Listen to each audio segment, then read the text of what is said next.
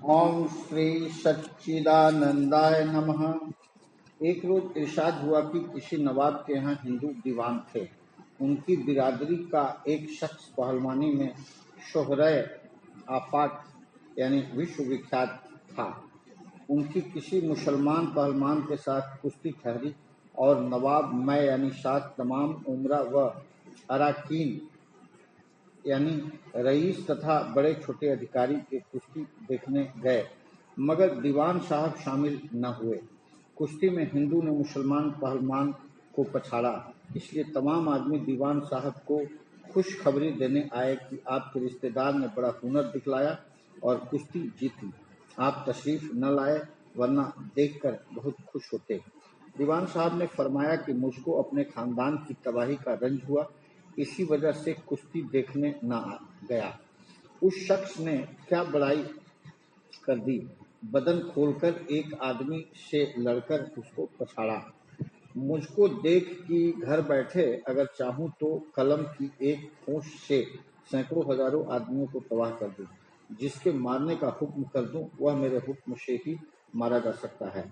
अब हमारा खानदान जरूर तबाह होगा, क्योंकि हमारे खानदान में कलम से मारने वाले आदमी न रहे। एक रोज इरशाद हुआ कि दो शख्स हम सफर थे। राह में एक टीले पर चढ़ रहे थे कि एक ने कहा, अगर हमको इस टीले के बराबर दौलत मिल जाए तो फिर हमको किसी बात की तमन्ना न रहे और खुदा की इबादत यानी भक्ति और परस्तिश यानी उपासना में मशगूल यानी विलीन रहें। दूसरे साथी न एक पहाड़ की तरफ इशारा करके जवाब दिया कि अगर टीले के बराबर धन मिले और इस पहाड़ के बराबर तावान यानी हर्जाना पड़ जाए तो फिर खुदा की इबादत करोगे या नहीं। उसने यह सुनकर कानों पर हाथ धर लिया और बोला कि तौबा, मुझको ऐसी दौलत की ख्वाहिश नहीं। मैं तो इसी मौजूदा हाल में खुश रहूंगा और जो कुछ हो सकेगा इबादत परस्तिश करता रहूंगा।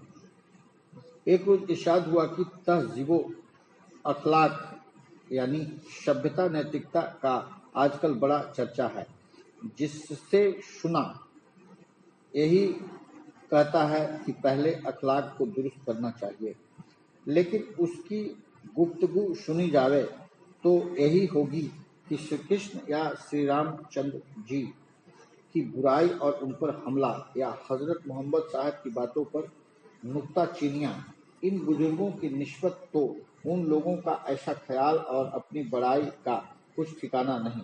तारीफ करते करते जामा यानी आपे और अपने मुंह मियां मिट्ठू बन बैठे हैं, या अपने पंथ के आचार्य या शरकर्दा यानी मुखिया की बड़ाई में यहाँ तक मुबालिका यानी अत्युक्ति से काम लेते हैं कि और सबको नीचे डाल देते हैं और इल्जाम और तोहमत दूसरों पर लगाने में कोई दकीका यानी शाद न और गुरदाश्त यानी छोड़ा नहीं करते।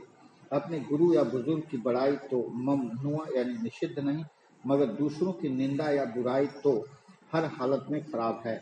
अगर किसी महात्मा ने किसी जगह अवतारों और पैगंबरों की निस्बत कुछ खिलाफ भी कहा है तो मशलहतन यानी उद्देश्य से अपने मोतकदों यानी अनुयायियों का एतकाद यानी श्रद्धा उस तरफ से हटाकर अपनी तरफ लगाने के लिए ऐसा कहा है, वरना दरअसल उन पैगंबरों और अवतारों की जितनी तारीफ की जाए थोड़ी है। जिस्मानी, इल्मी और रूहानी तीनों तरह की ताकतें पूरे कमाल के साथ उनमें मौजूद थी और कैसे कैसे अच्छे मौकों पर दुरुस्ती यानी सुधार के साथ उनका इस्तेमाल किया है, इसका ठीक पता उनके कलाम यानी प्रवचन से आसानी से लग सकता है। इन सब बातों को छोड़कर अखलाक को ही लिया जाए तो श्री रामचंद्र जी के अखलाक का हाल रामायण में रोशन है। वालिदैन यानी माँ बाप की फरमा बरदारी यानी आज्ञा पालन, छोटों पर शफकत यानी वात्सल्य, बुजुर्गों का अदब यानी सत्कार, बदमाश और तकलीफ पहुंचाने वालों को शाम दाम दंड और भेद से काबू करना, रियाया परवरी यानी प्रजा पालन। किस किस बात को लिया जाए, जिस तरफ निगाह डालो उनकी हर बात लाशानी यानी बेजोड़ नजर आती है। उस वक्त के ऋषि मुनि यह सब जानते थे कि श्री रामचंद्र जी महाराज ने सिर्फ देश यानी संन्यास का ख्याल करके ही उनको माथा निभाया और कमाल इंकिशारी यानी परम नम्रता का सबूत दिया। इस इंकिशारी से उनकी कद्रों मंजलत यानी सम्मान में कुछ फर्क नहीं आया, बल्कि सबके दिलों में उनके वास्ते जगह हो गई। हजरत मोहम्मद साहब व श्री महाराज व हजरत ईशा के हालात के मुतालिया यानी स्वाध्याय से भी यही पता चलता है। अब अखलाक यानी नैतिकता के दिल दादा यानी प्रेमी गौर करें कि अगर सिर्फ अखलाक को ही लिया जाए तो भी ये लोग ही उसकी आला यानी श्रेष्ठ मिसाल समझे जाएंगे। फिर इनको बुरा भला किस मुंह से कहा जावे, जब पंथ के आचार्य और शर गिरोहों यानी प्रमुखों ने उनको बड़ा माना है, तो अगर इस पंथ या फिरका को कोई और शख्स उनकी निस्बत बुरा कहे तो उसको कब जेब यानी शोभा देता है। किसी को बुरा भला कहना निंदा में दाखिल है। निंदा भी अखलाकी यानी नैतिक उसूल के खिलाफ है। तहजीब यानी सभ्यता के मायने दुरुस्ती यानी सुधार के हैं। इसलिए अखलाक की दुरुस्ती में आला यानी श्रेष्ठ नजीरों यानी दृष्टांतों को सामने रखकर उनके नक्शे कदम पर चलने में भी भलाई है। एक रोज इरशाद हुआ कि दुनिया में 4 किस्म के बर्ताव रखें। पहला, मैत्री सुखी आदमियों से दोस्ती। दूसरा, करुणा दुखी आदमियों पर रहम करना। तीसरा, मुद्दता नेक कारों यानी सत्कर्मियों को देखकर खुश होना। चौथा, उपेक्षा वदों से न तो मोहब्बत न दुश्मनी करना। एक रोज इरशाद हुआ कि अगर कोई बात साधारण तौर पर कही जाए तो अक्सर लोगों की समझ में नहीं आती और उनकी कोई कमजोरी बताई जाए तो उसको साफ व सीधे तौर पर मानते नहीं। अगर दलील और तमसीलों यानी दृष्टांतों को जोर के साथ समझाई जाए तो कहते हैं कि ये फकीर क्रोधिये हैं। अब बताओ, ऐसे आदमियों के साथ किसी को मगज पच्ची की क्या जरूरत पड़ी। इसलिए इनकी तरफ से खामोशी ही बेहतरीन तरीका है। एक रोज इरशाद हुआ कि जो शख्स अपनी ही बात पर जिद करता है और किसी दूसरे की नहीं सुनता, वह ऐसा है कि जैसे कोई कोल्हू के डंडे पर बैठकर मंजिले मकसूद को पहुंचना चाहे। एक रोज इरशाद हुआ कि 4 यार तलाशे रोजगार में निकले और एक लोहे की कान यानी खान पर पहुंचे। चारों ने हस्बे जरूरत यानी आवश्यकता अनुसार लोहा उससे उठा लिया और घर को वापस होने लगे। वापसी के वक्त राह में तांबे की कान यानी खान मिली। 3 साथियों ने लोहा फेंककर तांबा उठा लिया, मगर चौथे ने कहा कि हम न तो लोहा फेंकेंगे न तांबा उठाएंगे। फिर कुछ दूर चले तो चांदी की कान मिली। उन तीनों ने तो तांबा फेंककर चांदी भर ली, लेकिन चौथा अपनी जिद पर अड़ा रहा और चांदी न उठाई। और दूर चले थे कि सोने की कान मिली। तीनों ने तो चांदी भी फेंककर सोना संभाल लिया, मगर लोहे वाले ने बात न मानी। आगे चलकर रत्नों की कान मिली। तीनों ने सोना फेंककर रत्न भर लिए, मगर लोहे वाले तो ऐसा जिद्दी निकला कि लोहा न फेंका और रत्न भी न उठाया। जब चारों वतन में वापस आए तो उन तीनों साथियों ने तो एक एक 2-2 जवाहरात बेचकर कोठी और दुकान निकाली और अमीराना तरह से जिंदगी बसर करने और रहने सहने लगे। लोहे वाले ने चंद रोज तो लोहा बेचकर मंदा चंगा गुजारा किया, मगर कितने दिन चलता। आखिर तंगदस्त होकर उन तीनों के दरवाजे पर गया। उन्होंने साफ जवाब दिया कि भाई, उस वक्त तो तूने हमारी बात ना मानी, अब हम क्या करें। अपनी करनी पार उतरनी, जैसी करी वैसी भुगतो। जो शख्स कुल और बुजुर्गों की रीत पर अड़कर किसी की अच्छी बात की भी परवाह नहीं करते और न ध्यान देते हैं, उनका भी ऐसा ही हाल होता है। एक रोज इरशाद हुआ कि शराब में 2 खासियतें हैं, यानी यह अमृत भी है और जहर भी है। इंसानी दिलो दिमाग पर इसका ऐसा असर पड़ता है कि जिस तरह के जज्बात इंसान के अंदर हों, उनको इंतहा यानी चरम सीमा तक पहुंचा देती है।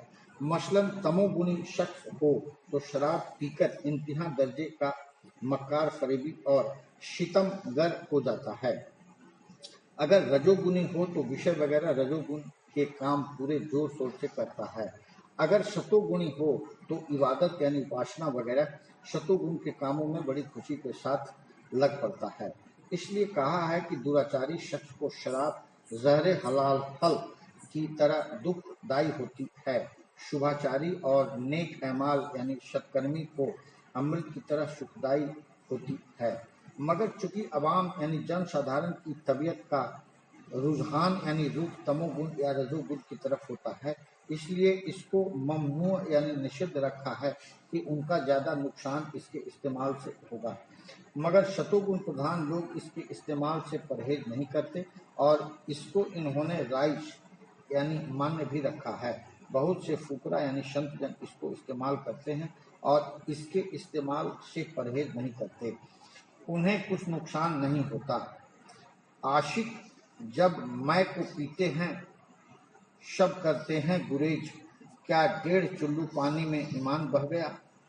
नाशे ये ताना गुप्त हराम अस्त मैं मखूर, गुफ्तम की चश्म गोश बहर खिर मने कुनम, मबूस जूद लबे माशूक जामे मैं हाफिज, अगरजे जुहद फरोशा खता अस्त वशिदन, कदम दरेक नदारत जनाजा ए हाफिज, अगरचे घर के गुनाह अस्त वले भी रवत वह वहिस्त। एक रोज एक महात्मा की बाबत जिक्र हो रहा था कि किसी साहब ने अर्ज किया कि उनके ख्यालात बहुत अच्छे हैं मगर वह चरस पीते हैं। हुजूर यानी श्रीमंत ने फरमाया कि आपको मालूम है कि वह चरस किस लिए पीते हैं। जितने नशियात हैं उनसे बराए चंदे यानी कुछ न कुछ गम गलत होकर यकसू यानी एकाग्रता हो जाती है। जिन्होंने समझा होगा कि जिस कदर देर तक यकसुई रहे और इबादत हो सके उसी कदर अच्छा है। दिगर यह भी हो सकता है कि इस मादी अशिया यानी तात्विक पदार्थ में यह शिफ्ट है कि सब गमों को भुलाकर तबीयत को वशाश यानी प्रफुल्लित कर देती है। तब राम अमल और शब्द के नशे में कैसा कुछ आनंद व मजा न होता होगा जब उसकी तरफ नफ्स यानी मन को रजुआ यानी प्रवृत्त करना हो। इसके अलावा और भी बहुत मशक्क़तें यानी मनोरथ हो सकती है जिनको वही जानते हैं, इसलिए ऐतराज करना वाजिब नहीं। ख्याल को जरूर देखना चाहिए कि वह कैसा है। अगर ख्याल दुरुस्त है तो फिर कोई ऐब नुकसान नहीं कर सकता। अगर निरे चरसी की हैं तो फिर चरस पिए और मौज उड़ाए, इनकी तरफ रजुआ यानी प्रवृत्ति नहीं होना चाहिए। एक रोज इरशाद हुआ कि किसी राजा के पास एक बड़ा मोतमद यानी विश्वस्त मुलाजिम था। उसने अपनी जनानी ड्योढ़ी पर मुकर्रर कर रखा था। चूंकि वह आदमी नेक नियत और नफ्सकुश यानी संयमी था, इसलिए हमेशा तंग दस्ती से गुजारा करता था और कपड़े फटे पुराने पहनता था। जब कभी राजा से अपनी तंगस्ती का इजहार यानी उल्लेख करता तो जवाब मिलता कि अगर तुम्हारी तनख्वाह वगैरह बढ़ जाएगी तो तुमको किसी और जगह पर तैनात करना पड़ेगा। तुम बहुत भरोसे के आदमी हो। जो शख्स ऐसी तंगस्ती और नफ्सकुशी से गुजारा करे वह एतवारी होता है। वह शख्स यह जवाब सुनकर खामोश हो रहता है। एक दफा कोई परमहंस बिल्कुल निहंग उधर आ गए और ड्योढ़ी की तरफ जाने लगे तो उस ड्योढ़ी के दारोगा ने बिल्कुल रोक टोक न की और वह सीधे जनान खाने में घुसे चले गए। तमाम रनिवास उनको देखकर हैरान हो गया और राजा से शिकायत की कि इस दरमान ने नंगे आदमी को अंदर घुस आने दिया। जब राजा ने इस दरोगा से सबब दरियाफ्त किया तो उसने जवाब दिया कि मैं फटे पुराने कपड़े पहनता हूँ तो आप मुझको भरोसे का आदमी समझते हैं और जनानी ड्योढ़ी पर मुकर्रर कर रखा है। इससे साबित हुआ कि जो शख्स बिल्कुल कपड़े न पहने और बिल्कुल नंगा रहे तो सबसे ज्यादा मोतबर और भरोसेदार हुआ। उसको अंदर जनाने खाने में जाने की मुमामत नहीं होनी चाहिए। हासिल कलाम यानी कहने का तात्पर्य यह है कि इंसान की परीक्षा उसके औसाफ यानी गुणों से होनी चाहिए। उसकी बैरूनी यानी बाहरी पोशाक पर ख्याल न करना चाहिए। एक रोज इरशाद हुआ कि महज यानी मात्र लिबास से मर्दुम शनाशी यानी व्यक्ति की पहचान नहीं हो सकती, क्योंकि आदमी का बनाने वाला खुदा है और लिबास का पहनाने वाला इंसान।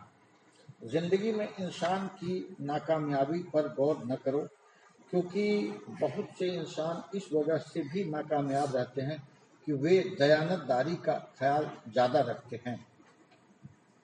एक रोज इरशाद हुआ कि गुरु गोविंद सिंह के जमाने में मुल्क की हालत कुछ इस तरह की हो गई थी कि जरूरतन उनको मुल्क की पॉलिटिकल हालत की तरफ तवज्जो करनी पड़ी और खसूसन यानी विशेषता ऐसे अहकाम यानी हुक्म जारी किए जो उसी मुतालिक थे, मसलन तंबाकू न पीना, गोश्त खाना और शराब पीना। इसकी जरूरत इस तरह पर समझनी चाहिए कि जो फौज उनके जेरे तहवील यानी नेतृत्व में काबुल गई थी, उसके सिपाही तंबाकू, चरस, मदक, चंदू, गांजे वगैरह के बहुत आदी थे। इसलिए उनको लड़ाई में पसपा यानी पीछे हटना होना पड़ा। तो गुरु गोविंद सिंह जी ने तंबाकू न पीने का हुक्म दिया, ताकि तमाम तंबाकू की तरह पीने वाली नशियात का इस्तेमाल बंद हो जाए और सिपाही मुस्तैद यानी सतर्क और कारआमद बन जाए। गोश्त खाने की इजाजत इस बुनियाद पर दी कि लोग ताकतवर बने रहें। काबुल की मुहिम यानी अभियान में सिवाय गोश्त के और चीज दस्तयाब भी नहीं हो सकती थी। शराब का इस्तेमाल इसलिए रवा यानी जारी रखा कि लड़ाई के मौके पर हौसला बढ़ा रहे और काबुल की सर्दी से महफूज रहें। इन बातों और हुक्मों से उस वक्त नतीजा भी खातिर ख्वाह यानी इच्छानुकूल निकला, मगर वे अहकाम यानी हुक्म उसी वक्त के लिए मौज और मुनासिब थे। हमेशा के वास्ते वे अहकाम मुनासिब और मौज न समझने चाहिए, बल्कि जैसे श्री गोविंद सिंह जी उस वक्त के आचार्य थे, उसी तरह आजकल जो आचार्य हों और वे मसलहते वक्त यानी समय स्थिति देखकर जो अहकाम जारी करें, उनका ख्याल रखना दुरुस्त है। जैसे बादशाह वक्त के हुक्म का अमल यानी पालन दरामद यानी पूर्ति करार तौर पर होता है और गुज़िश्ता यानी पिछले बादशाहों के वे अहकाम जो इस जमाने के लिए मौजूद न हो, मनसूख यानी रद्द कर दिए जाते हैं और उनके एवज यानी बदले मौजूद यानी उचित और मुताबिके जमाना यानी समयानुसार अहकाम जारी किए जाते हैं। एक रोज इरशाद हुआ कि शाह बिन पत नहीं और गुरु बिन गत नहीं।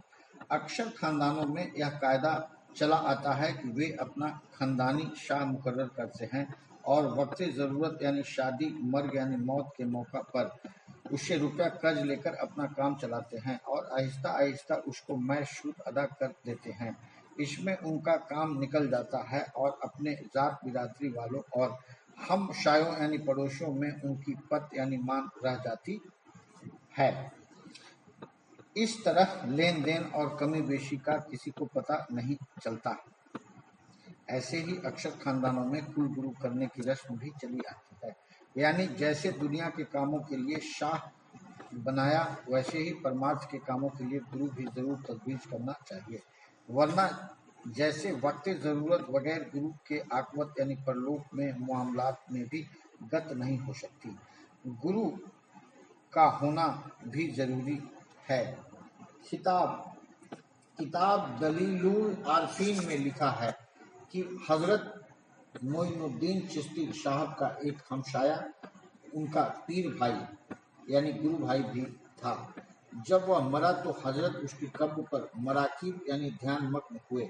उस वक्त अव्वल तो आन हजरत के चेहरा पर रंग फट हो गया, बाद में खुशी इम्बा यानी प्रफुल्लता के आशार यानी चिन्ह नुमाया यानी प्रकट हुए। वापसी के वक्त हजरत के एक मुरीदे खास ने इसका सबब दरियाफ्त किया तो आपने फरमाया कि जब मैं मराकी हुआ तो देखा कि मेरे पीर भाई के पास एक मुहीबुल शक्ल यानी भयंकर रूप का फरिश्ता आया और उसको अजियत यानी यातना और तकलीफ देनी चाहिए। उसको देखकर मैं हरासा यानी दुखित हो गया। उसी वक्त हमारे पीरो मुर्शिद हजरत उस्मान हारूनी रहमतुल्लाह इलेह जाहिर हुए और उस फरिश्ते से कहा कि इसको क्यों अजाब यानी कष्ट देता है, इसको छोड़ दे। उसने जवाब दिया कि इसने अपनी जिंदगी भर में कोई अच्छा काम नहीं किया, इसको मैं नहीं छोड़ूंगा। आपने फरमाया कि खैर अच्छा काम न किया तो न सही, हमारा दामन तो इसने पकड़ा है। मगर फरिश्ता न माना और फिर अजाब देना चाहा तो हजरत ने बड़े जोर से तमाचा उस फरिश्ते के मुंह पर रशीद किया, जिससे वह भाग निकला। उस वक्त एक खूबसूरत फरिश्ता जाहिर हुआ और पीर भाई को वही की तरफ ले गया।